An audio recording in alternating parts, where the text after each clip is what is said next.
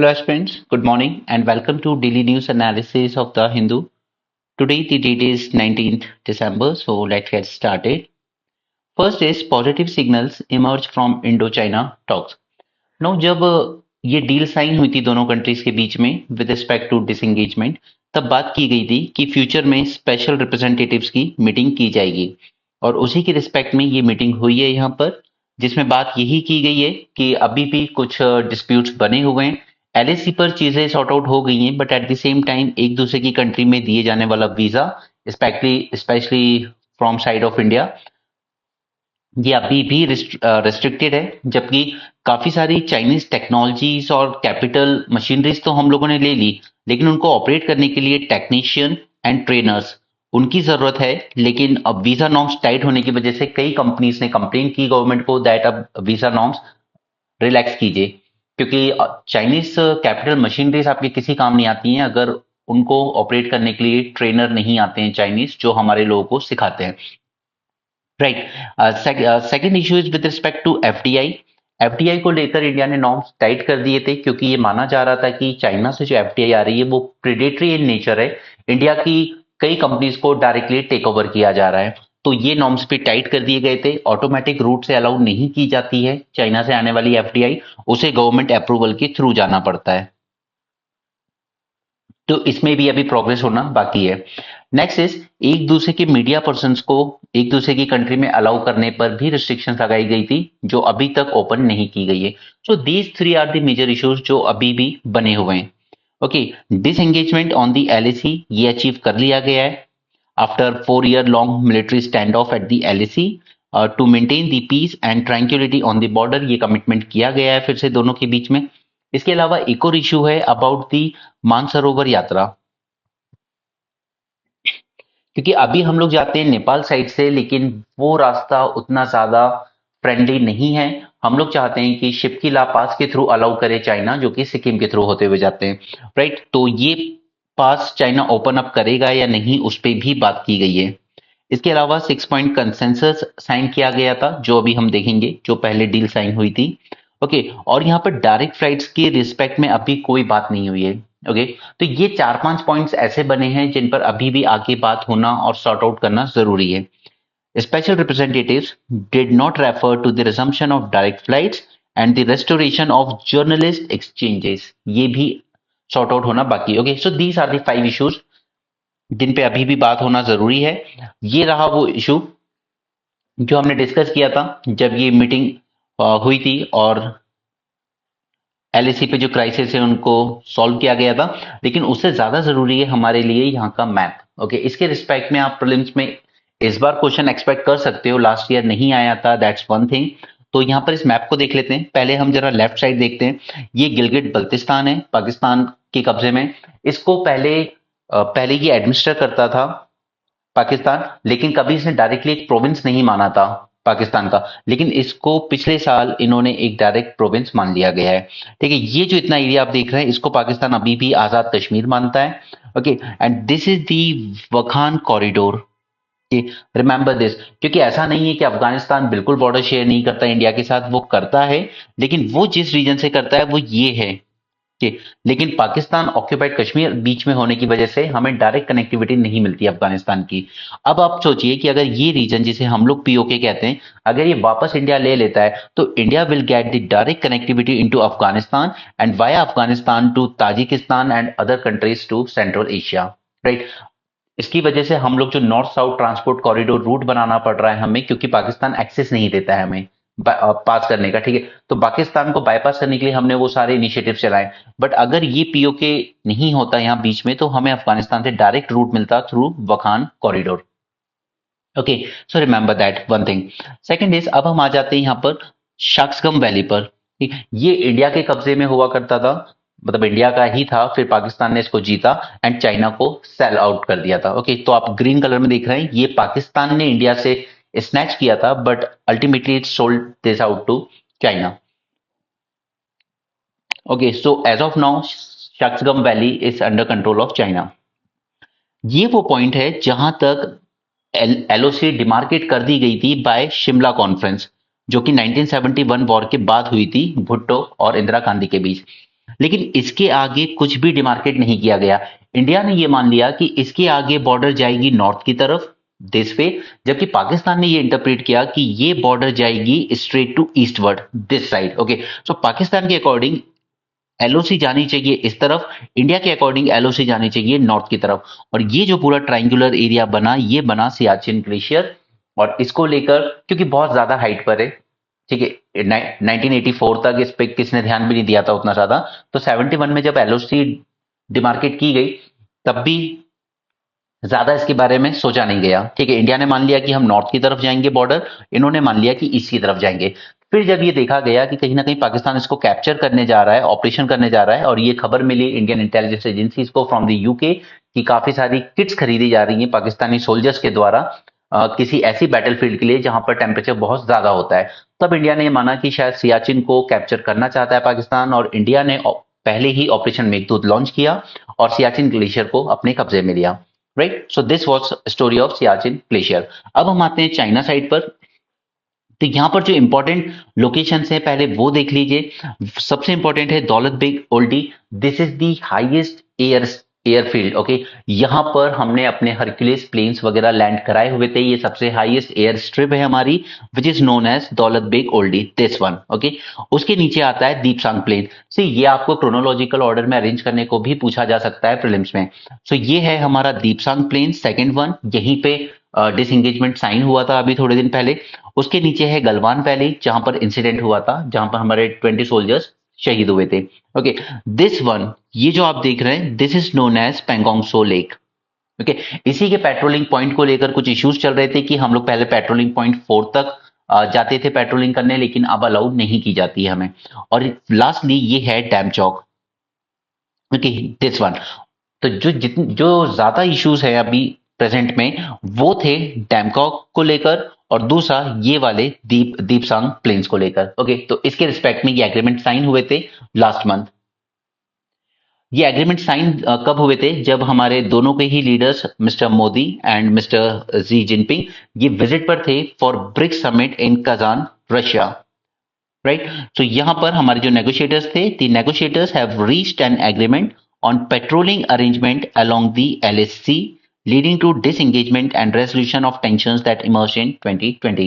Okay, तो यहां से ये सारी सिग्निफिकेंस एंड ये चीजें आप खुद पढ़ सकते हैं। मुझे आपको सिर्फ एक चीज हाईलाइट करनी है, दैट इज 2005 का बॉर्डर पैक्ट है दोनों के बीच, और उसका आर्टिकल 4 हमारे लिए काफी इंपॉर्टेंट है। The 2005 border agreement, particularly Article 4, it provide the guidelines for handling face-offs between Indian and Chinese troops।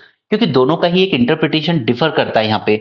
ये जो एलएसी है ये फुली डिमार्केट नहीं है प्रॉपर, उनके लिए थोड़ा सा इस तरफ जाता है, जबकि हम लोग मानते हैं थोड़ा सा ईस्ट की तरफ। ठीक है, तो इसीलिए बीच का पूरा जो रीजन है उसको डीमिलिटराइज करके छोड़ दिया गया है। लेकिन पेट्रोलिंग के टाइम कई बार एक दूसरे के फेस ऑफ हो जाते हैं, और उसी के रिस्पेक्ट में article 4 under this 2005 border pact ये कहता है कि अगर फेस ऑफ हो भी जाए तो both side will exercise self restraint. Okay, that means they will exercise the restraint and take necessary measures to prevent escalations if there is a face-to-face encounter due to differing perception of the LAC। इसलिए आप देखेंगे कभी face of हो जाता है तो banner लेके खड़े हो जाते हैं दोनों साइड सोल्जर्स एक दूसरे को एक तरफ, that this is not your land, this is not your land. But ऐसा नहीं है कि आके लड़ना शुरू करते हैं। गलवन में ये हुआ था जब 2 से 3 हजार चीनी स्टेक्स रॉड्स वगैरह लेकर आ गए थे एंड इंडियन सोल्जर्स के साथ थोड़ी सी फाइट हो गई थी। ओके, अदरवाइज दोनों ही सेल्फ रिस्ट्रेन एक्सरसाइज करते हैं। Second is no use of force, neither side shall use or threaten to use force during such encounters. इसलिए सिंस 1970s कोई भी बुलेट फायर नहीं की गई है इंडिया चाइना बॉर्डर पर, जबकि इंडिया पाकिस्तान बॉर्डर पर होता रहता है। Mutual courtesy and no provocative action, ये तीनों चीज लिख दी गई हैं under article 4 of 2005 border pact. But इस तरह का कोई पैक्ट पाकिस्तान के साथ नहीं है। ओके, इसके बाद दूसरी चीज की जो एग्रीमेंट साइन हुआ था ये उसके कुछ इंपॉर्टेंट पॉइंट्स हैं, that is restoration of patrolling rights in Depsang plain and Demchok, इसलिए मैंने आपको लोकेशन पहले दिखाई थी। Second is both sides have agreed to restore mutual patrolling rights in Deepsang Plain and Damchok region with disputes predating to 2020 incursion। तो 2020 से पहले जो सिचुएशन थी उसको वैसा ही बना दिया गया है। Indian troops will now be allowed to patrol up to patrolling point 10 to 13 in the Deepsang Plain and Charding Nala in Tamchok. Okay, बाकी पॉइंट्स आप सेल्फ रीड कर सकते हैं, इसमें इतना कुछ ज्यादा काम का नहीं है क्योंकि अब स्पेशल रिप्रेजेंटेटिव्स की मीटिंग हो चुकी है, तो आगे जो भी सेटलमेंट्स होंगे वो हमें पता चल जाएंगे। Okay, so this was the first news article. अब हम चलते हैं सेकंड पे। ओके, यहाँ पे फार्मर्स ने पंजाब में फिर से रेल ट्रैक्स पर बैठना शुरू कर दिया है। उनकी डिमांड है, फर्स्ट इज लीगल गारंटी दीजिए एमएसपी की, हम लोग ऑलरेडी 450 प्लस में एग्जामिन कर चुके हैं इस टॉपिक को।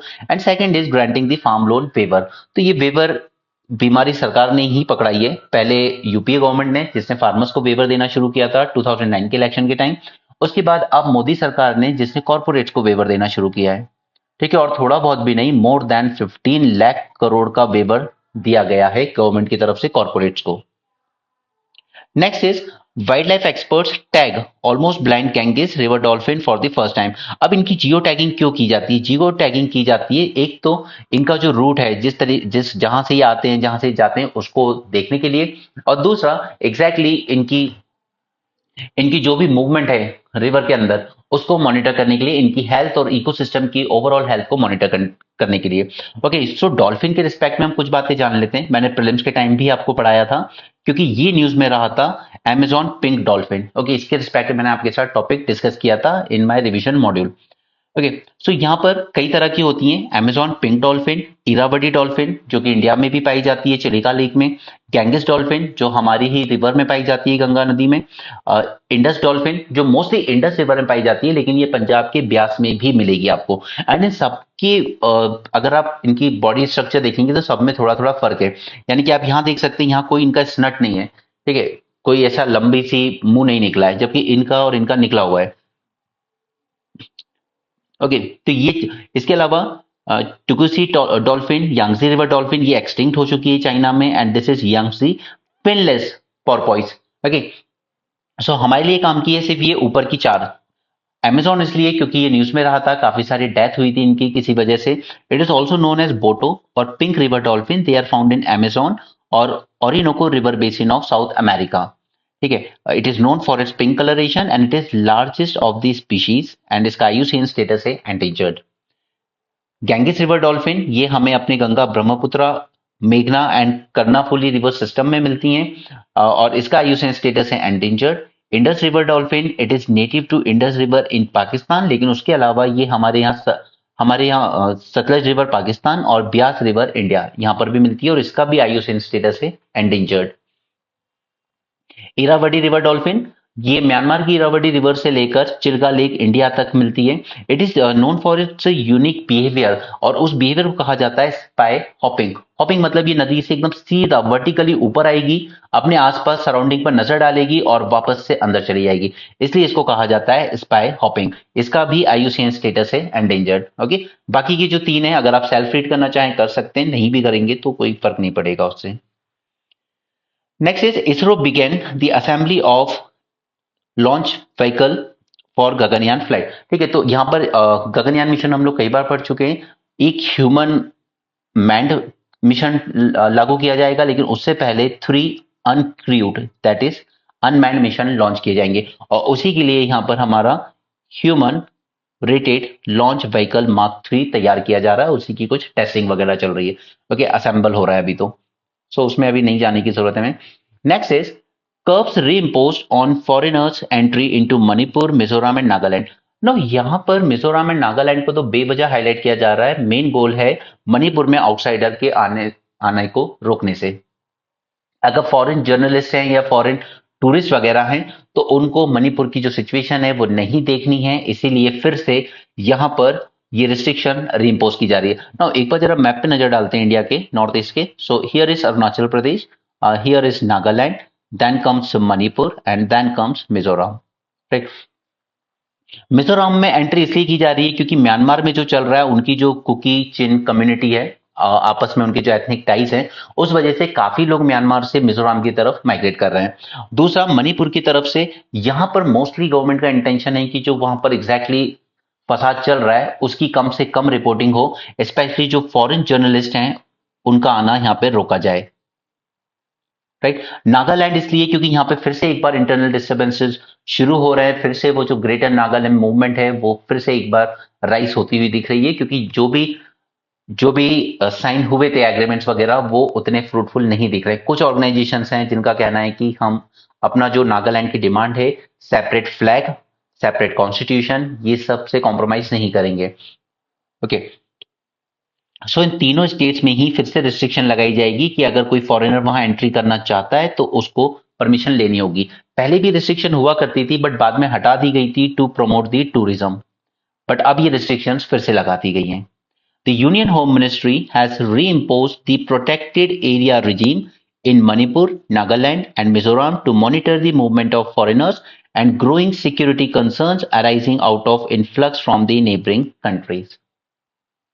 Okay, अब अगर यहाँ पर कोई भी जाना चाहता है इन तीन स्टेट में तो it needs to seek prior permission and special permits from the government, and this relaxation has been withdrawn after a gap of 14 years. तो 2010 में इसको विड्रॉ कर लिया गया था। हालांकि ये इंप्लीमेंट किसके अंडर में किया जाएगा, प्रोटेक्टेड रिजीम, ये इंप्लीमेंट की जाएगी under foreigners protected areas order 1958, and the relaxation was given earlier to promote the tourism. लेकिन अभी फिलहाल के लिए गवर्नमेंट इसको चेंज कर रही है फिर से। नो सच ऑर्गेनाइजेशन, गवर्नमेंट का ये कहना है कि देखिए कुकी जो काउंसिल जैसा कोई ऑर्गेनाइजेशन एग्जिस्ट नहीं करता। मीडिया रिपोर्टिंग कर देता है कि ऐसा एक ऑर्गेनाइजेशन है, उसने इस तरह की वार्निंग्स वगैरह दी हैं, वो इस तरह की मूवमेंट चला रहा है। तो गवर्नमेंट कह रही है कि ऐसा तो कोई भी ऐसा ऑर्गेनाइजेशन हमारे यहाँ एग्जिस्ट नहीं करता, और हमारे यहाँ पर कोई भी लामका नाम की डिस्ट्रिक्ट भी नहीं है, क्योंकि ये जो ऑर्गेनाइजेशन है वो कहता है कि लामका इज आर हेडक्वार्टर, लेकिन गवर्नमेंट कह रही है कि मणिपुर में लामका नाम का कोई डिस्ट्रिक्ट है ही नहीं। That means they are operating outside the legal administrative framework. Okay, so ये कहीं बाहर से ऑपरेट कर रहे हैं।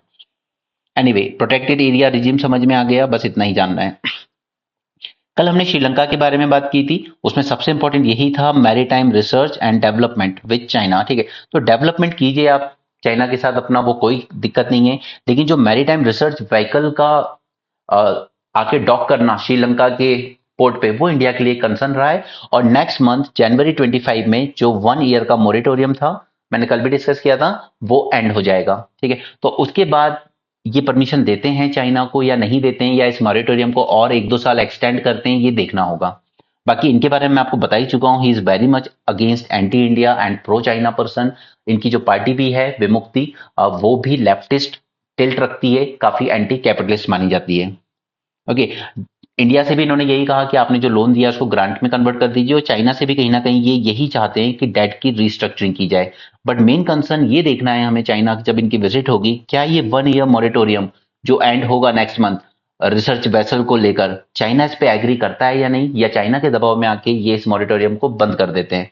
ओके, क्योंकि चाइना यहाँ पे भेजता है अपनी शिप्स की हम तो रिसर्च के लिए आ रहे हैं, हाइड्रोग्राफिकल रिसर्च के लिए, बट एग्जैक्टली वो रिसर्च के लिए नहीं, वो डेटा कलेक्शन के लिए आता है, ये ऑब्जर्व करने के लिए कि आखिर इंडियन नेवी के एसेट्स क्या हैं, इंडियन नेवी ने क्या तैयारियां की है यहाँ पे, क्या उनकी ऑपरेटिंग मैथोडोलॉजी है। राइट, सो वो रिसर्च वेसल कम और सर्विलेंस वेसल ज्यादा होते हैं, और यही इंडिया का सबसे बड़ा कंसर्न है। ओके, इनकी पहली विजिट इंडिया ही रही है, जो कि जनरली ट्रेडिशन रहा है श्रीलंका के सभी इलेक्टेड हेड के साथ। हालांकि इसकी नेक्स्ट विजिट होगी बीजिंग में, that is China, next month.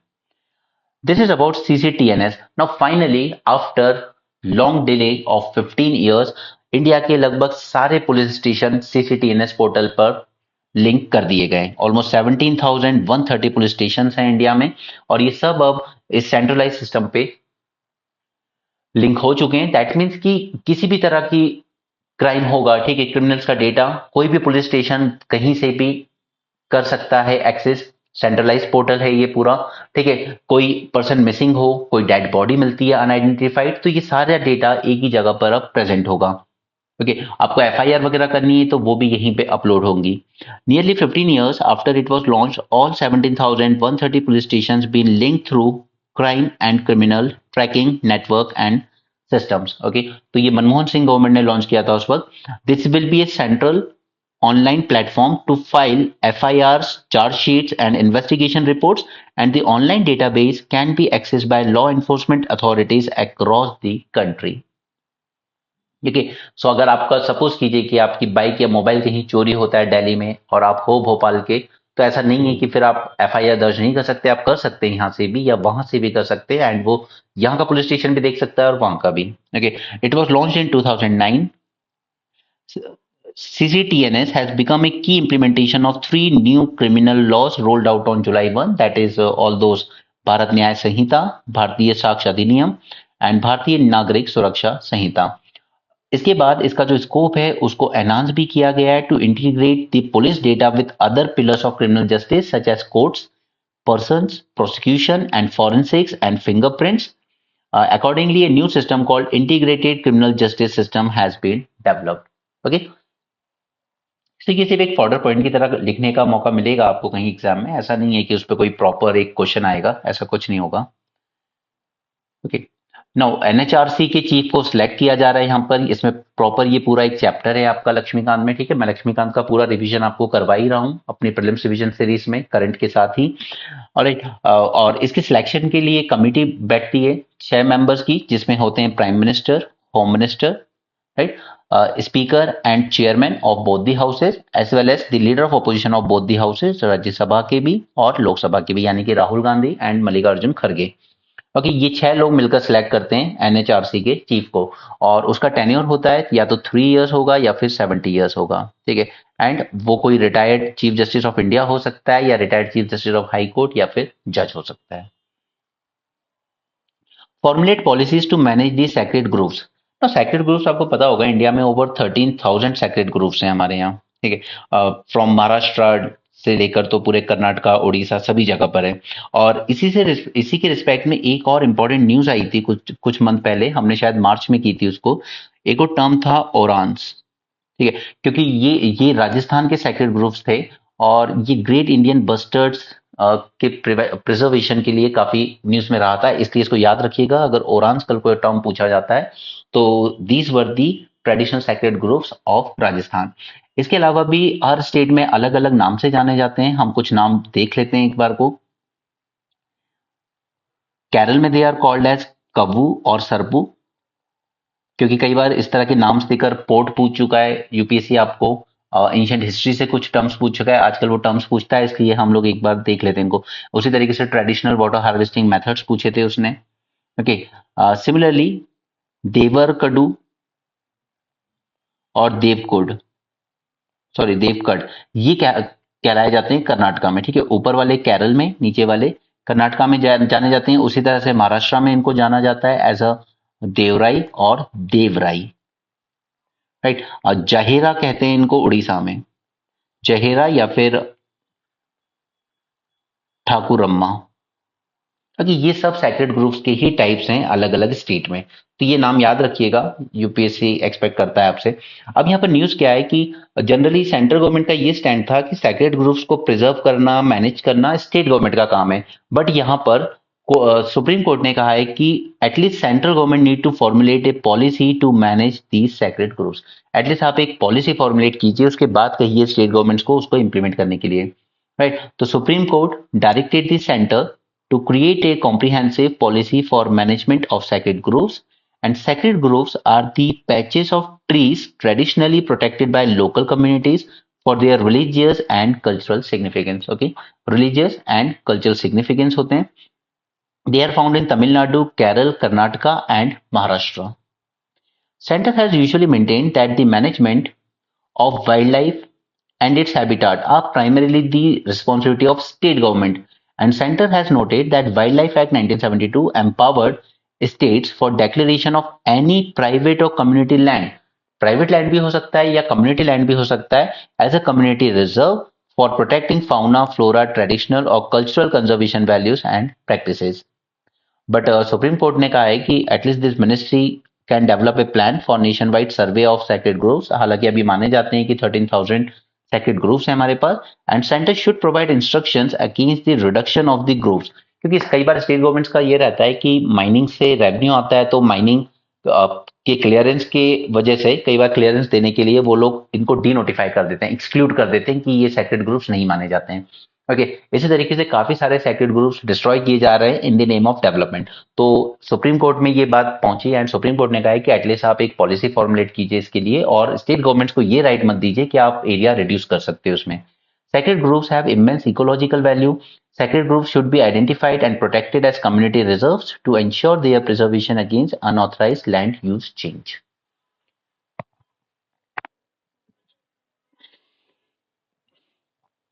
Now यहाँ पर एक आर्टिकल है, how scientist are exploring what extra terrestrial life would look like.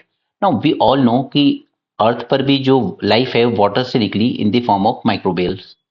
ठीक है, माइक्रोबियल लाइफ से होते हुए हम लोग ह्यूमन लाइफ तक आए, एंड वी डोंट नो कि ह्यूमन से ऊपर जो एडवांस्ड लाइफ है वो कैसे दिखती है. सी ओके, सी नो वन नोस कि अगर दूसरे प्लैनेट्स पर लाइफ है तो क्या वो भी इसी तरह से दिखते होंगे जैसे हमारे यहाँ की लाइफ है, from microbes to insects to animals to humans. क्या इसी तरह की लाइफ वहां होगी या वहां पर कोई और ज्यादा एडवांस लाइफ होगी जो अलग दिखती होगी. तो how scientist are exploring the extra terrestrial life could look like. Okay, so इसमें आर्टिकल में कुछ एक आध पॉइंट ऐसा लगा मुझे जो शायद थोड़ा यूजफुल हो सकता है या आपको पता होना चाहिए, जिसमें सबसे इंपॉर्टेंट पॉइंट है this one: minerals, zircons and silicates are indicators of biological activity. And why I am pointing this zircon, because मैंने आपको प्रीलिम्स रिवीजन सीरीज में जब साइंस एंड टेक का मॉड्यूल कराया अभी रिसेंटली, तो उसमें मैंने कहा था कि ये जो जिरकॉन है मिनरल, इसके ट्रेसेस देखे गए हैं वीनस पे. ओके, और इसलिए लोग ये मान रहे हैं कि शायद वीनस में भी कोई तो लाइफ ऐसी होगी, क्योंकि ये चीजें वहीं हो मिलेंगी. ये इस तरह के जिरकॉन जैसे मिनरल हमें वहीं मिल सकते हैं जहां पर कोई ना कोई बायोलॉजिकल एक्टिविटी हो रही होगी. अब वो चाहे माइक्रो के फॉर्म में हो या किसी और फॉर्म में हो, बट ये जब तक उस प्लेनेट पे लाइफ नहीं होगी हमें वहां के एटमॉस्फेयर में इसके जिरकॉन्स के साइन नहीं देखने को मिलेंगे. ओके, तो हम भी अपना अभी एक मिशन लॉन्च करने वाले हैं वीनस के लिए, शुक्रयान. ओके, सो वीनस में जो पिछले कुछ टाइम से, कुछ ईयर्स से जो इंटरेस्ट डेवलप हुआ है कंट्रीज का, वो इसकी फाइंडिंग के बाद ही हुआ था. Right, life alters it's environment producing minerals like calcium phosphate जो कि बोन्स में मिलता है सभी स्पीशीज की, and iron oxide which have traces in scales. Right, तो ये रोल ऑफ मिनरल्स, इसका बहुत इंपॉर्टेंट रोल होता है जब भी हम किसी एक्सोप्लैनेट या कहीं पर लाइफ को डिटेक्ट करना चाहते हैं. ठीक है, अर्थ की बात करें तो life on earth has evolve from common microbial ancestor about 4 billion years एगो.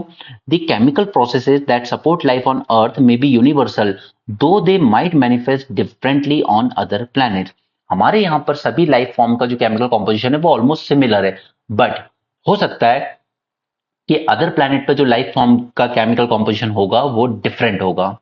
Right, detecting alien life, advance life forms might be unrecognisable based on earth based standards. अब अगर हम ये अर्थ बेस्ड स्टैंडर्ड्स लेकर चलेंगे कि अगर ये चीज हमें किसी प्लैनेट पे मिलेगी तो ही वहां लाइफ होगी, तो मे बी वहां पर लाइफ हो, लेकिन हम जो स्टैंडर्ड्स फॉलो कर रहे हैं वो उस प्लैनेट के लिए सुटेबल नहीं होंगे. Scientists aim to detect chemical signatures such as mineral diversity or on exoplanets as evidence of biological evolution. Right? तो ये कुछ पॉइंट थे जिसमें सबसे इंपॉर्टेंट था जिरकॉन्स जो इस आर्टिकल में यूजफुल था. अदरवाइज बाकी सब बोल बच्चा नहीं, बिकॉज उसमें हम कुछ कर नहीं सकते. ओके, टेक्नोलॉजिकल अप्रोचेस, तो यहाँ पर एक्स्ट्रा टेरेस्ट्रियल लाइफ डिटेक्ट करने की जब कोशिश की जाती है तो इधर they study light from the stars जो रिफ्लेक्ट होती है किसी ना किसी प्लैनेट से, जैसे हमारे अर्थ से भी सन की लाइट जब रिफ्लेक्ट होती है, and measuring the balance of gases like nitrogen और ऑक्सीजन द एटमोस्फेयर, क्योंकि कहीं भी बायोलॉजिकल लाइफ होगी तो वो अपने एटमोस्फेयर के केमिकल के गैसियस कॉम्पोजिशन को चेंज करेगी ही करेगी. ओके, सो इतना इंपॉर्टेंट आर्टिकल नहीं था वो. Anyway, section 6A.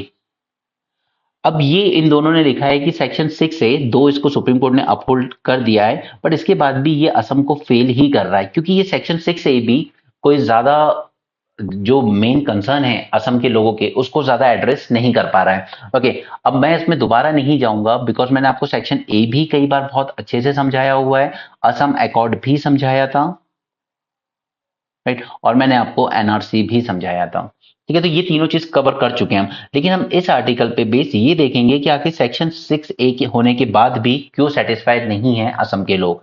Second is strengthening the roots of agri carbon market. ये हमारा सेकेंड एडिटोरियल होगा आज का. पहले हम एक को कवर करते हैं. Section 6A, why it fail Assam. इसको रेलेवेंस अगर आप देखेंगे तो पॉलिटी कॉन्स्टिट्यूशन में आप रेलेवेंस देख सकते हैं इसका. You can be asked to analyze how the section 6A interacts with the fundamental rights such as article 14 and 29. Okay, second is demographic and cultural implication of migration especially in northeast. ये भी आपके syllabus का part है society का. evaluate the challenges in implementing laws to address sensitive issues like citizenship and migration, और ethics and essay writing में भी आप यूज कर सकते हो when it is about cultural preservation, federalism or human rights. Okay. So what about the background of 6A? It was introduced after Assam Accord 1985 to address migration issue. ठीक है, इसके पहले की पूरी कहानी आप लोगों को पता होगी. It provides for citizenship to migrants from East Pakistan यानी कि Bangladesh who entered Assam before March 25, 1971. क्योंकि ये वो डेट थी जिस दिन लॉन्च किया गया था पाकिस्तानी आर्मी के द्वारा ऑपरेशन सर्च लाइट. इसके बाद काफी मास माइग्रेशन शुरू हुआ था बांग्लादेश से इंडिया की तरफ. हालांकि सुप्रीम कोर्ट ने भी कहा कि इस तारीख के बाद इसके बाद जो भी आए हैं उन सबको इलीगल माइग्रेंट माना जाएगा, उनको डिटेक्ट किया जाएगा और डिपोर्ट किया जाएगा वापस से बांग्लादेश. बट इसमें सुप्रीम कोर्ट ने भी जब अपनी जजमेंट दी तो उसने ये तो माना कि हाँ, इस माइग्रेशन की वजह से काफी डेमोग्राफिक चेंजेस हुए हैं असम में, कल्चरल और जो लिंग्विस्टिक आइडेंटिटी थी असम के लोगों की वो चेंज हुई है. But at the same time इसने कोई स्ट्रिक्ट टाइमलाइन नहीं दी है कि कब तक आपको इनको डिटेक्ट करना होगा और डिपोर्ट करना होगा. ऐसी कोई स्ट्रिक्ट टाइमलाइन अभी भी नहीं दी है. So this is the one important concern जो असमीज लोगों को पसंद नहीं आया है. Supreme court ruling October 2024, it upheld the constitutional validity of section 6A, जिसको चैलेंज किया था कुछ लोगों ने. तो सुप्रीम कोर्ट ने कहा कि नहीं, सेक्शन 6A बिल्कुल सही है और इस टाइमलाइन के बाद जो लोग आए हैं असम में उनको जाना होगा. And decision highlight the demographic and cultural shifts caused by migration and the inadequacies of the law. But इस रूलिंग के साथ क्या इशू है? एक है विद रिस्पेक्ट टू आर्टिकल 14 और दूसरी है with respect to article 29. Article 14, the ruling creates a disparity by treating Assam differently than the other state. Assam bears a disproportionate burden of migrants compared to West Bengal और Tripura. Okay, तो पहली बात तो ये है कि इसने अलग अलग तरीके से ट्रीट किया है, जबकि असम पे सबसे ज्यादा बर्डन है माइग्रेंट्स का जो बांग्लादेश से आए. सेकेंड इज आर्टिकल 29 जो बात करता है about the protection of culture. This section 6A overlooks the cultural and linguistic displacement of Assamese speaking people, and the court's interpretation of cultural protection is deemed insufficient to prevent erosion of local identities. So in short, लोग अभी यहाँ पर section 6A से भी satisfied नहीं हैं. Demographic impact, अभी आप क्लियरली देख सकते हैं कि असम में बंगाली स्पीकिंग पॉपुलेशन इंक्रीज हुई है बाय 12%, जबकि आसमीज स्पीकिंग पॉपुलेशन डिक्रीज हुई है फ्रॉम 69 टू 48%. ऑलमोस्ट 20% से ज्यादा का डिक्रीज देखा गया है यहाँ पर, राइट, आसमीज स्पीकिंग पॉपुलेशन. तो असम के लोगों की कंसर्न जेन्युइन भी है. बंगाली स्पीकिंग पॉपुलेशन बढ़ती जा रही है और उनकी खुद की आसमीज स्पीकिंग पॉपुलेशन डिक्रीज होती जा रही है. So there are some operational flaws. First is there is no provision for time-bound identification and deportation of illegal migrants. This is one issue जो इस जजमेंट के बाद भी असम के लोगों का कंसर्न है. It places the burden of proving citizenship on the individuals. अब जो माइग्रेंट्स यहाँ रह रहे हैं उन पे बर्डन दिया गया है कि आप प्रूव कीजिए कि आप सिटीजनशिप के लिए एलिजिबल हो यहाँ के, या यहीं के सिटीजन हो, आप इस तारीख से पहले आए थे. बट द थिंग इज कि जब आपने इंडिविजुअल्स पे ये काम डाल दिया तो यहाँ पे प्रोसीजरल डिलेज काफी हो रहे हैं, क्योंकि जो आपने ट्रिब्यूनल्स बनाए थे यहाँ पर वो ऑलरेडी बहुत ज्यादा केसेस से ओवरबर्डन हुए रखे हैं एंड पूरा प्रोसेस बहुत ही स्लो डाउन हो रहा है. ओके, बेटर लोगों का मानना है कि अथॉरिटीज को ये राइट दिया जाता कि वो डिसाइड करती कि ये सिटीजन कहलाने लायक है या नहीं. Okay, so these three are the major operational flaws in section 6A.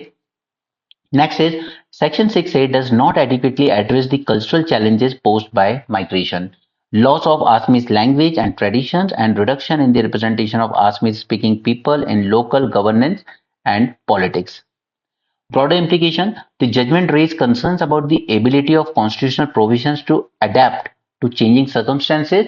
क्योंकि आप कॉन्स्टिट्यूशनली कितने भी चेंजेस कर लीजिए लेकिन उसके बाद भी ये जो सर्कमस्टेंसेस जो चेंज हो रहे हैं उसके साथ अडेप्ट नहीं कर पा रहा है वो. And it questions the effectiveness of balancing individual rights यानी कि माइग्रेंट्स के with the collective cultural preservation. तो इन दोनों के बीच में जो कॉन्फ्लिक्ट है उसको बैलेंस करना उतना आसान नहीं हो रहा है. ओके, तो this was the first article. हालांकि इसकी जो मेन पार्ट है वो सारी चीजें हम पहले कवर कर चुके हैं. ये सिर्फ इनका एक डायमेंशन था कि हम सेक्शन 6A से भी सेटिस्फाई क्यों नहीं है. कि उसमें एक स्ट्रिक्ट टाइमलाइन देना जरूरी था कोर्ट की तरफ से. एक्चुअली एक टाइमलाइन अगर होती कि कितने टाइम में आपको आइडेंटिफाई करके डिपोर्ट कर देना है माइग्रेंट्स को तो बेटर होता. Next is strengthening the roots of agri carbon market. No, जब भी हम इंडिया में एग्री कार्बन मार्केट की बात करते हैं तो ये बहुत मुश्किल हो जाता है क्योंकि एग्रीकल्चर में हमारे यहाँ सबसे ज्यादा है small and marginal farmers. Right. अब इनके साथ प्रॉब्लम ये है कि ना तो इनके पास उतने ज्यादा रिसोर्सेस हैं कि वो ये सब सोच सकें कार्बन एमिशन एंड ऑल, और ना ही इनके पास उतनी ज्यादा अवेयरनेस है। जैसे हमारी जो सॉइल होती है वो भी एक तरीके से कार्बन सिंक का ही काम करती है, ठीक है, लेकिन उसके बाद भी हम लोग जब जब एग्रीकल्चर में क्रॉप ग्रो करते हैं तो हम लोग सॉइल को टिल कर देते हैं, ठीक है। इसलिए एक नया कंसेप्ट निकल के आया, zero till farming. Okay, zero tilling farming, कि उसमें आप सॉइल को रोटेट मत कीजिए, उससे क्या होता है कि इसके अंदर का जो कार्बन प्रेजेंट है वो पूरा इवेपोरेट हो जाता है। ओके, तो सॉइल में कार्बन की कमी होती है, बट इतना इंडिया के फार्मर उतना सोचते नहीं है। हालांकि हम लोगों ने कोशिश की कि हम एग्री कार्बन मार्केट डेवलप कर सकें, लेकिन वो उतना सक्सेसफुल हो नहीं पाया, काफी हद तक फेल हो गया। तो हम इस आर्टिकल को देख लेते हैं। एग्जाम के पॉइंट ऑफ व्यू से अगर आप देखेंगे तो एनवायरमेंट एंड क्लाइमेट चेंज में you can link it with topics on sustainable agriculture and carbon markets. Second is you can the role of markets in addressing global challenges, okay, like environment, and study the role of public-private partnership in scaling up environmental projects, and explore themes of inclusivity and justice in climate action plans. Now, what are the importance carbon market? अब carbon market आज से नहीं है, Paris climate के under भी है, Kyoto के under भी था, एक joint mechanism, joint development mechanism हुआ करता था, ठीक है। उसी तरीके से फिर आप पेरिस के अंडर में लेकर आए कि कार्बन ट्रेडिंग को शुरू कीजिए। कार्बन ट्रेडिंग इज नथिंग कि अगर किसी ने ज्यादा एमिशन कर लिया है और किसी के एमिशन कम रह गए, ठीक है, इसके एमिशन हो गए 102, इसके रह गए 98, और जबकि दोनों का अलाउ था 100, तो आप इससे इससे दो परचेज कर लीजिए, इसके पास कुछ फंड आ जाएंगे, ठीक है, और आपके पास क्रेडिट आ जाएंगे, राइट। बस ये सिंपल सा कंसेप्ट था कार्बन मार्केट का। इसी चीज को हम लोग एग्रीकल्चर में इंप्लीमेंट करना चाहते हैं कि जैसे अगर मान लीजिए किसी इंडस्ट्री ने ज्यादा ज्यादा एमिशन कर दिए, ठीक है, तो जो स्मॉल एंड मार्जिनल फार्मर है, सपोज कि उसने अपनाई थी zero tillage farming. Zero tillage farming से उसने कार्बन को प्रिजर्व किया सॉइल में, तो इससे यहां से एक इंडस्ट्री उसको पैसे दे सकती है और उससे दो कार्बन क्रेडिट ले सकती है।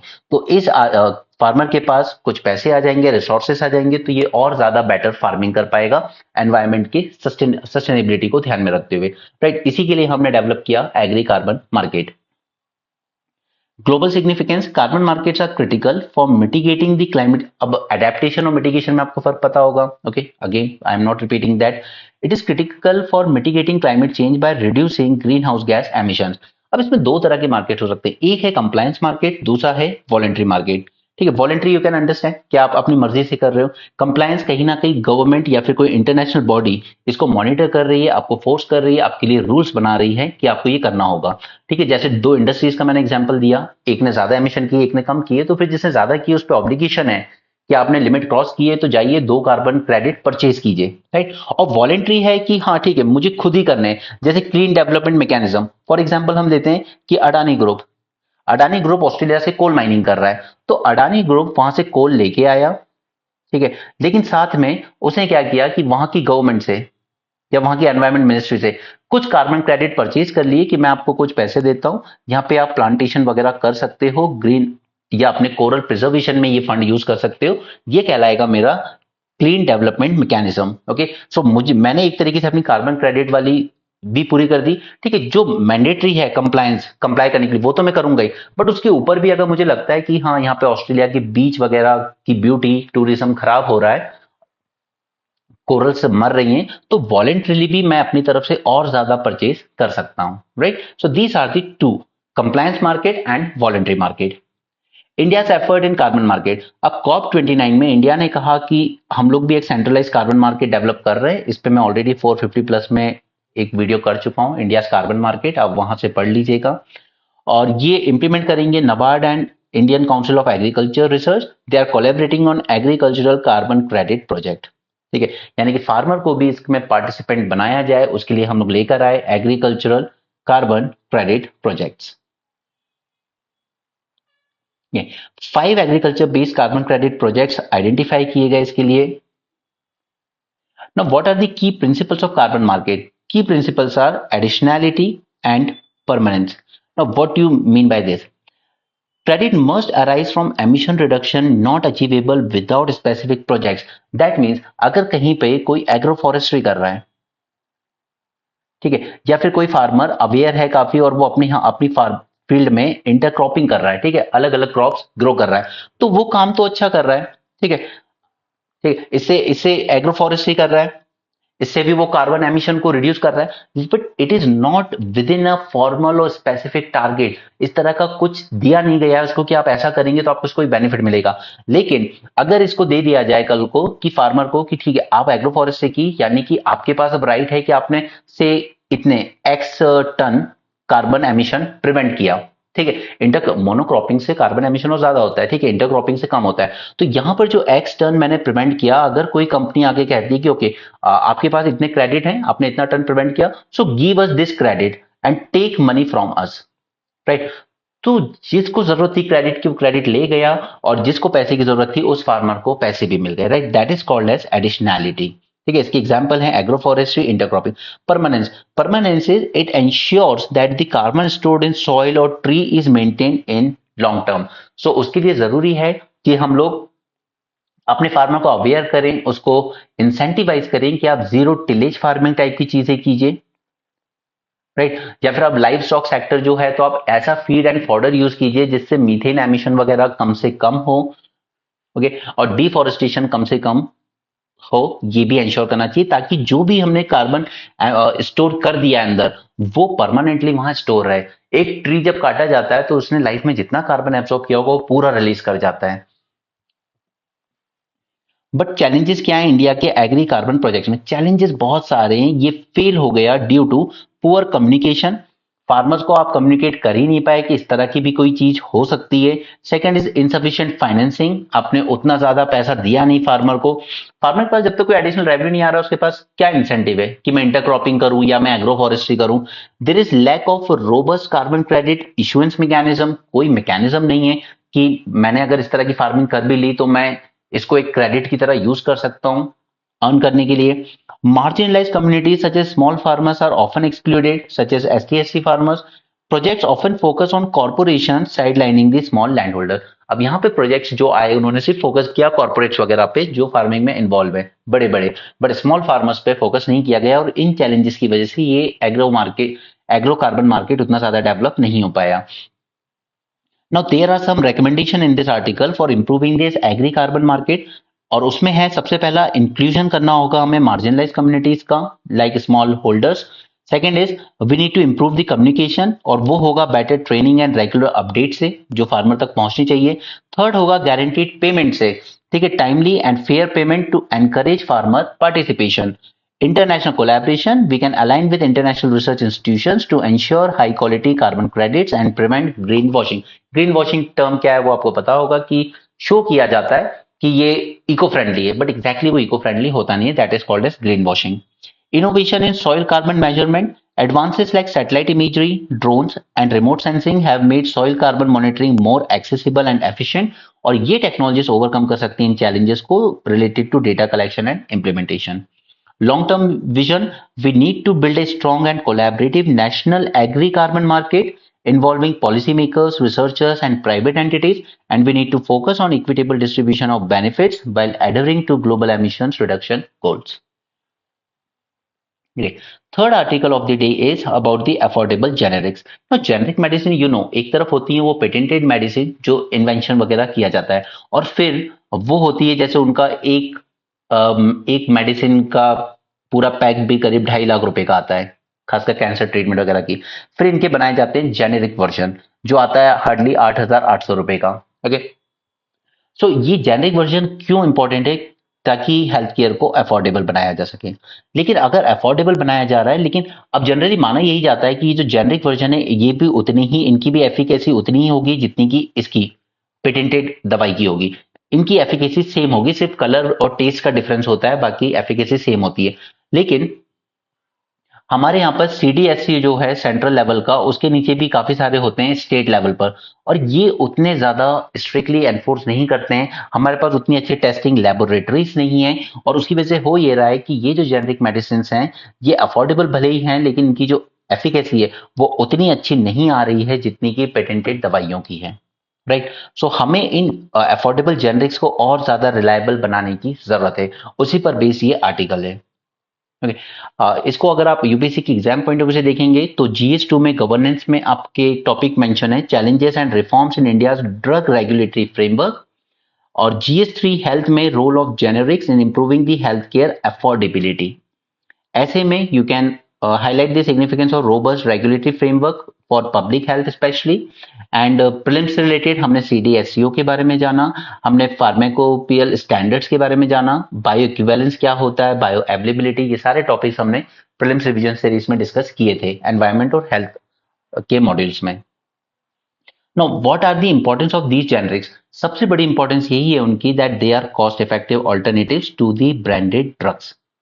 राइट, अफोर्डेबल होती हैं और ये माना जाता है कि इनका जो इम्पैक्ट होगा दवाई का वो भी बिल्कुल सेम रहेगा पेटेंटेड दवाइयों की तरह। ओके, क्योंकि इंडिया में इनकम डिस्पैरिटीज बहुत है, सब लोग पेटेंटेड दवाइयां अफोर्ड नहीं कर सकते। और इंडिया में बेनिफिट ये है कि हमें फार्मेसी ऑफ द वर्ल्ड इसलिए कहा जाता है because we have that economy of the scale इनके मैन्युफैक्चरिंग में, एंड प्रोडक्शन कॉस्ट इंडिया में काफी कम होती है इसकी। लेकिन इन दवाइयों में दो इंपॉर्टेंट इंग्रेडिएंट्स होते हैं, one is API, active pharmaceutical ingredient, जो दवाई के लिए एक रॉ मटेरियल होता है, और ये हम लोग मोस्टली 100% ऑलमोस्ट चाइना पर डिपेंडेंट हैं for import. Okay, and second चीज इसमें यूज होती है एक और, that is called as excipient. ठीक है, एक्सीपिएंट भी इसका दवाई का एक इंग्रेडिएंट होता है अदर देन एपीआई। एपीआई के अलावा जो भी इंग्रेडिएंट यूज किए जा रहे हैं to use as a lubricant या फिर बाइंडर्स की तरह या कोटिंग करने के लिए जो यूज किया जाता है या कलरिंग एजेंट्स के लिए, उसे कहते हैं हम लोग एक्सीपिएंट। और इस एक्सीपिएंट में अगर कोई डिफरेंस आ रहा होगा, ठीक, तो अल्टीमेटली जो फाइनल जेनरिक दवाई बनेगी उस पेटेंटेड दवाई की, उनकी एफिकेसी में भी डिफरेंस आएगा। तो ये जो एक्सीपिएंट है ये मेजर कल्प्रिट है इन जेनरिक दवाइयों की एफिकेसी पेटेंटेड दवाइयों से कम होने के लिए। ओके, कल हमने बात की थी आउट ऑफ पॉकेट एक्सपेंडिचर को, तो इंडिया में करीब करीब 40% जो हेल्थ एक्सपेंडिचर है वो आउट ऑफ पॉकेट एक्सपेंडिचर ही है, और उसमें सबसे बड़ा खर्चा मेडिसिन का ही होता है। आपने ऑपरेशन करा लिया, आपने ट्रीटमेंट करा लिया, बट उसके बाद जो दवाइयों का खर्चा है वो करीब 40% तक का खर्चा इंसान पे पड़ता है। देखिए, इसलिए जेनरिक दवाइयां और ज्यादा जरूरी हो जाती हैं क्योंकि वो अफोर्डेबल होती है। Now, what are current challenges in this? Despite the bioequivalent to the branded drugs, ठीक है, इसमें हम वही फॉर्मुलेशन यूज कर रहे हैं जो पेटेंटेड दवाई में यूज किए, बायोइक्विवेलेंट बिल्कुल सेम है दोनों का, लेकिन क्वालिटी कंट्रोल लैप्स रहते हैं जेनरिक दवाइयों में, and it has raise concerns about the efficacy and safety. Problem है यहाँ क्वालिटी कंट्रोल में, यानी कि हमारी कहीं ना कहीं लेबोरेटरी टेस्टिंग और जो ओवरऑल रेगुलेशन है उसमें प्रॉब्लम है। ठीक है, manufacturing differences such as excipients, that is binders, colouring agent etcetera, tablet hardness and regulatory inconsistencies affect the reliability of the generics। एक स्टडी की गई, उसमें ये देखा भी गया कि क्रॉनिक पल्मोनरी एस्परग्लोसिस के लिए जो दवाइयां यूज होती हैं उसमें पेटेंटेड दवाई वर्सेस जेनरिक दवाई, पेटेंटेड दवाई की एफिकेसी 73% रही, जबकि जेनरिक दवाई की एफिकेसी सिर्फ 29% रही। क्यों? ड्यू टू दीस रीजंस जो हमने ऊपर देखे, राइट, एक्सिपिएंट्स, टैबलेट हार्डनेस, इन सब और रेगुलेटरी इनकंसिस्टेंसी की वजह से। इशू इन ड्रग रेगुलेशन, ना what is the issue with the regulation? तो decentralised drug regulation lead to inconsistent enforcement and quality standards. अलग अलग स्टेट में अगर कंपनी सिचुएटेड है जो जेनरिक दवाई बना रही है, तो अलग अलग स्टेट की ही रेगुलेटरी अथॉरिटीज उसको देख रही हैं, और इसमें ये जो डिसेंट्रलाइज्ड ड्रग रेगुलेशन है इसकी वजह से इनकंसिस्टेंट एनफोर्समेंट होता है क्वालिटी को लेकर। Okay, state drug regulatory authorities, they lack the resources and expertise leading to uneven implementation of regulatory guidelines। ठीक है, ना तो रिसोर्सेज हैं उतने अच्छे यानी कि लेबोरेटरी वगैरह, और ना ही उतनी एक्सपर्टीज है। एक्सपर्टीज होगी भी कहाँ से? आज ऐसा कौन सा गवर्नमेंट एग्जाम बचा है जिसमें आप फेयरली सिलेक्शन कर रहे हो? ठीक है, सब जगह तो जुगाड़ से लोग शामिल हो रहे हैं, कहीं पेपर लीक हो रहा है, कहीं कुछ हो रहा है, लोगों को लगता है सिर्फ गवर्नमेंट जॉब ले लो लाइफ बन गई। पर सच्चाई ये है कि गवर्नमेंट जॉब में चले भी जाओगे तो वहां कुछ तो काम करना है ना। आपके पास वो एक्सपर्टीज ही नहीं है कि आप दवाइयों की टेस्टिंग ठीक से कर सको, उनका एनफोर्समेंट कर सको, और उसी की वजह से ये जो हम लोग आर्टिकल पढ़ रहे हैं उसका मेन रीजन यही है कि जो ह्यूमन रिसोर्स गवर्नमेंट रिक्रूट कर रही है वो सब जुगाड़ से आ रहे हैं आजकल। CDSCO is limited in its role and lack retrospective oversight of approved drugs। अब एक बार स्टेट अथॉरिटी ने अप्रूव कर दी ड्रग, वो मार्केट में आ गई, तो उसके बाद CDSCO सेंट्रल लेवल पे भी अगर कुछ करना चाहे तो रेट्रोस्पेक्टिवली कुछ नहीं कर सकती उसमें। ठीक है, सिर्फ वो आप रिकॉल कर सकते हो उस दवाई को जब कुछ केस ऐसे आपके सामने आएंगे, बट उसका मतलब आप पीछे से जाके वापस से कुछ नहीं कर सकते। Quality concerns, the differences in excipients and manufacturing processes impact drug absorption. अब क्योंकि यहाँ पर आपने जो बाइंडर्स वगैरह यूज करे हैं, जो कोटिंग के लिए मटेरियल यूज करा है, वो अच्छा नहीं था, इसलिए ड्रग एब्जॉर्ब नहीं अच्छे से हो रही है, उसकी बायो अवेलेबिलिटी, उसकी एफिकेसी, ये सब डिग्रेड हो जाती है। Stability issues such as exposure to climate conditions undermine the drug reliability as well. So, what are the regulatory recommendations? Centralized drug regulation to strengthen CDSCO's role and address the enforcement challenges. Second is establish robust guidelines for state drug testing laboratories, especially, and revise the pharmaceutical standards to align with international norms of US and EU standards.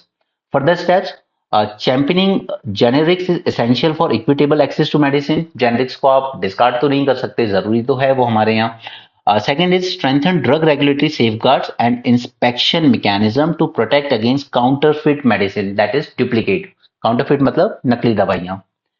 States should relinquish fragmented regulatory control to improve drug quality oversight. States को अपना control हटाना चाहिए and central drug control authority के हाथ में ही दे देना चाहिए, ताकि throughout the country there is a uniformity in quality norms. Okay, और ये ड्रग रेगुलेशन को लेकर ही, रिफॉर्म को लेकर ही काफी सारी कमिटीज बैठी हैं, पहले भाटिया, हाथी एंड मशेलकर, बट फिर भी कुछ हुआ नहीं उसमें। Okay, so that was third article. Romanian poll not important for us. US congressional report not important, this is not our concern. हम लोग आते हैं इस आर्टिकल, इस न्यूज पे, जहां पर ये कह रहे हैं ministry is working to cut the high interest rate for exporters. अब देखिए, हमारे यहाँ एक्सपोर्टर्स में दो इश्यूज हैं। फर्स्ट इज कि हमारे यहाँ पे जो कॉस्ट ऑफ कैपिटल है, यानी कि जो ऊपर से पैसा लिया जाता है बैंक से, वो बहुत ज्यादा महंगा होता है, तो हमारा प्रोडक्ट वहीं अनकॉम्पिटिटिव हो जाता है। जैसे अगर आप आसियान कंट्रीज में देखेंगे तो वहां पे रेपो रेट होता है हार्डली 2.5 टू 3.5, राइट, और रेपो रेट से ही फिर सारे आपके बैंक के लोन पूरे डिसाइड होते हैं, राइट। वो सारी चीजें इकोनॉमी में पढ़ाई है मैंने आपको, बट इंडिया में रेपो रेट ही 6.5% है। फिर उस पर बैंक अपना मार्जिन जोड़ता है और 50 तरह की चीजें, तब जाकर वो बिजनेस में जाके लोन मिलता है 12% 15% पर, राइट। अगर एक्सपोर्टर इतना महंगा कैपिटल लेगा ऊपर से बैंक से, तो फिर उसका प्रोडक्ट कॉम्पिटिटिव कैसे रहेगा वहां पे। तो फर्स्ट थिंग इज, ये आप वे फॉरवर्ड में लिखेंगे अपने एक्सपोर्ट बूस्ट करने के लिए इंडिया को क्या करना चाहिए। तो first is it need to cut the high interest rate for the exporter. Second, MSME के जो एक्सपोर्टर्स हैं, जो कि ऑलमोस्ट 40% कंट्रीब्यूशन करते हैं इंडिया के टोटल एक्सपोर्ट में, इनके साथ इशू ये है कि हाई कोलेटरल डिमांड किया जाता है इनसे लोन के लिए। इन एमएसएमएस के पास इतना कुछ नहीं होता है कि वो कोलेटरल रख सके बैंक के पास लोन के लिए, राइट। तो दीज टू मेजर्स जो आप वे फॉरवर्ड में लिख सकते हैं अपने इंडिया के एक्सपोर्ट बूस्ट करने के लिए। इंडोनेशिया में माइनिंग बूम आया हुआ है इस वक्त, और उस वजह से फिशरमैन की लाइवलीहुड डिस्टर्ब हो रही है, उनका एनवायरमेंट डिस्टर्ब हो रहा है। लेकिन यहाँ से एक पॉइंट काम का है जो आप ले सकते हैं। फर्स्ट इज इंडिजिनस बजाऊ कम्युनिटी, अगर कभी पूछा जाए तो ये इंडोनेशिया की है, कई बार इस तरह से पूछ ली जाती है ट्राइब्स के बारे में। एंड वर्ल्ड के लार्जेस्ट निकल रिजर्व्स हैं इंडोनेशिया के पास, ये बात याद रखिएगा, क्योंकि 2023 में भी एक ऐसा क्वेश्चन पूछा गया था, जिसका आंसर आई थिंक डीआरसी था, कोबाल्ट को लेके कुछ इशू था वो। ओके, ऐसा ही कोई क्वेश्चन 23 में पूछा गया था। So world largest known nickel reserves are in Indonesia. OPEC, OPEC plus is wary of renewed US oil output rise under Trump. अब हुआ क्या था यहाँ पे, ओपेक और ओपेक प्लस में रशिया भी आ जाता है, ये मैं बता चुका हूँ कौन कौन किसके मेंबर हैं, याद भी कराए थे मैंने आपको ट्रिक से, ठीक है। इनके रिस्पेक्ट में इनका एक कंसर्न ये रहता है, यूएस में कुछ साल पहले आया था शेल ऑयल का बूम, और इसने बना दिया था यूएस को लार्जेस्ट प्रोड्यूसर ऑफ ऑयल। अब ओपेक कंट्रीज हमेशा ये करती थी कि प्रोडक्शन को कट कर दो, कम प्रोडक्ट सप्लाई होगा तो प्राइस अपने आप बढ़ जाएंगे, ठीक है, ताकि बेनिफिट ज्यादा हो। अब ये कट अभी तक करती आ रही थी, क्योंकि बाइडेन एडमिनिस्ट्रेशन के टाइम पर यूएस ने अपना प्रोडक्शन थोड़ा कम कर दिया था। बट कहीं ना कहीं ट्रम्प को हमेशा माना जाता है he is a man of business. उसका सिंपल रहता है कि जितना कम रॉ मटेरियल कॉस्ट होगा, उतना ज्यादा उतनी सस्ती चीजें बन पाएंगी और ज्यादा सेल होंगी। तो उसका हमेशा से ये रहा है कि ऑयल के प्राइसेस कम होने चाहिए, और प्राइसेस जब भी कम होंगे जब सप्लाई बढ़ जाता है। तो यूएस में ये मान सकते हैं कि ट्रम्प के आने के बाद फिर से ऑयल का प्रोडक्शन बढ़ेगा। तो ओपेक कंट्रीज को इसकी टेंशन है कि अगर ये प्रोडक्शन बढ़ाएंगे तो फिर हमारे प्रोडक्शन कट करने से कुछ होने वाला नहीं है, और अगर हम प्रोडक्शन कट करते चले गए यूएस के प्रोडक्शन बढ़ने के बाद भी, तो हम लोग मार्केट लूज कर देंगे, फिर कंट्रीज यूएसए से परचेज करना शुरू कर देंगे and we will lose a market, right. OPEC is wary of renewed rise in US oil output. It can erode OPEC's market share.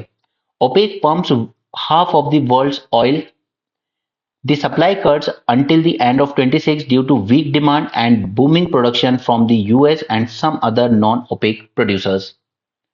ठीक है, ये शेल ऑयल बूम आया था यूएस में जिसने उसको टॉप ऑयल प्रोड्यूसर बना दिया था वर्ल्ड ओवर। मिस्टर ट्रंप ने कैंपेन भी जो अपना किया था उसने यही प्रॉमिस किया था that I will bring down the energy prices and inflation.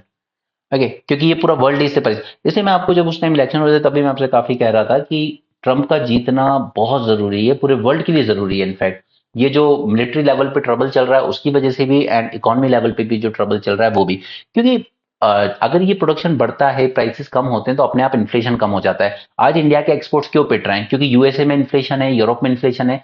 जब भी महंगाई होगी तो इंसान ज्यादा डिमांड जनरेट नहीं करता है, प्रोडक्ट्स की ज्यादा खरीदारी नहीं करता है। इंडिया के मार्केट में भी अगर डिमांड कम है तो इंडस्ट्रीज किसके लिए मैन्युफैक्चर करेंगी? और डिमांड कब कम होती है? जब ऑलरेडी महंगाई तेजी से बढ़ रही है, यानी कि इन्फ्लेशन तेजी से बढ़ रहा हो।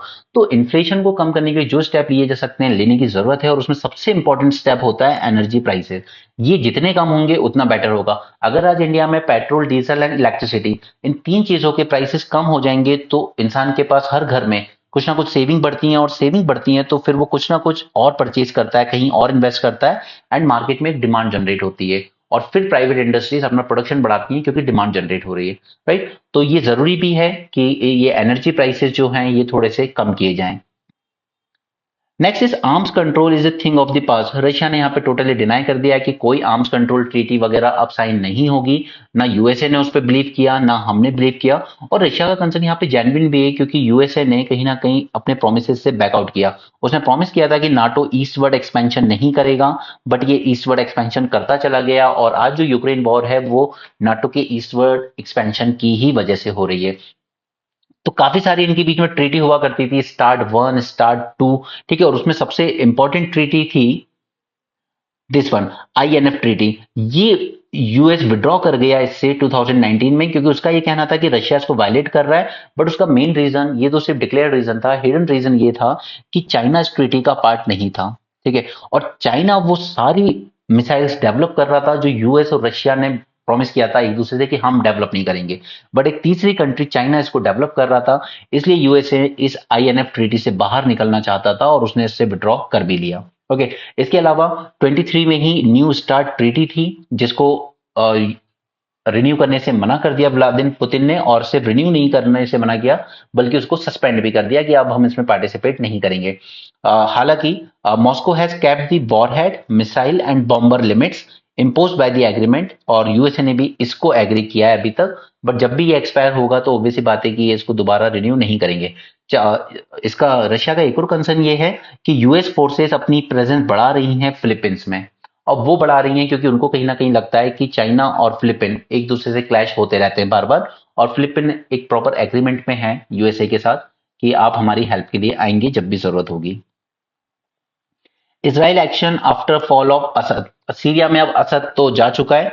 ठीक है, यहाँ पे इसने पूरी चीजें दी है, और ये मैं आपको ऑलरेडी मेंस 450 प्लस में पूरी हिस्ट्री करवा चुका हूं इसराइल एंड पैलेस्टीन इशू की। ठीक है, तो वहां पे मैंने आपके साथ सारी चीजें डिस्कस की थी, कौन सी वॉर कब हुई, क्या हुआ। बट यहाँ पर जो काम का है वो है सिर्फ ये चीजें, यहाँ का map. See this is Egypt, and Egypt का ही कहलाता है ये सिनाई पेनिनसुला। ठीक है, ये जो ट्रायंगुलर देख रहे हैं, और ये आपका मेडिटेरेनियन वाला स्विस कैनाल वाला रूट है। ये सिनाई पेनिनसुला इसराइल ने जीत लिया था लेकिन ये उसने वापस लौटा दिया था, और कंडीशन ये थी कि Egypt will recognise Israel as a state. Recognition के बदले में सिनाई पेनिनसुला वापस कर दिया गया था इजिप्ट को, अदरवाइज ये भी इसराइल के कब्जे में ही था। ओके, जॉर्डन के साथ कोई इश्यू नहीं होता है, वहां पे सब कुछ पीसफुल चल रहा है। But east Jerusalem and West Bank में धीरे धीरे इन्वेट करता चला गया है, अपने सेटलमेंट्स बनाता चला गया है, एंड वेस्ट बैंक की काफी सारी टेरिटरी इसराइल अपने अंडर में ले चुका है इनडायरेक्टली अपने सेटलमेंट्स के थ्रू। गाजा में जो वॉर चल रही है वो तो आप जानते ही हैं, और कल ही हमने देखा था इसराइल ने क्लियर कर दिया है कि we will keep Gaza under our control post war also. ठीक है, इसके बाद जेरूसलम है, तो उसके ईस्ट एंड वेस्ट जेरूसलम दो पार्ट हैं। तो वेस्ट जेरूसलम को इसराइल अपनी कैपिटल मानता है लेकिन वर्ल्ड रिकॉग्नाइज नहीं करता, वो तेल अवीव को ही कैपिटल मानते हैं। एंड ईस्ट जेरूसलम पे भी इस वक्त इसराइल का ही कब्जा हो रखा है। ओके, जबकि यहाँ पे वेस्ट बैंक पे रूल कर रहा है पैलेस्टीनियन लिबरेशन ऑर्गेनाइजेशन। ठीक है, वो यहाँ गाजा स्ट्रिप पे भी रूल करता था, लेकिन 2005-2007 के टाइम यहाँ पर हमास ने टेक ओवर कर लिया गाजा को, जो कि एक टेररिस्ट ऑर्गेनाइजेशन था, और पीएलओ को उसने बाहर निकाल दिया। ओके, ये है गोलन हाइट्स जो कि सीरिया के साथ। अब सीरिया से क्योंकि असद जा चुका है, तो ये एक सही टाइम दिखता है इसराइल को कि इस गोलन हाइट्स को अब पूरी तरीके से अपने अंडर लेने का, क्योंकि यहाँ पे इस वक्त रेबल्स का रूल चल रहा है, तो रेबल्स तो इसराइल से लड़ नहीं पाएंगे। एंड यहाँ पे अभी 2 दिन पहले नेतन्याहू ने खुद भी यहाँ पे बॉर्डर क्रॉस करके इस एरिया में एंटर किया था। ठीक है, तो ये गोलन हाइट्स ये इसराइल के ही कैप्चर है, बट यूएन ने कहा था कि आप लौटाइए, बट नहीं लौटा रहा है इसराइल। ओके, और अब तो कहीं ना कहीं वो फॉर्मली उसको अनेक्स कर भी लेगा। लेबनान है, तो यहाँ पे हिजबुल्लाह के साथ उसकी थोड़ी बहुत लड़ाई चलती रहती है इसराइल की।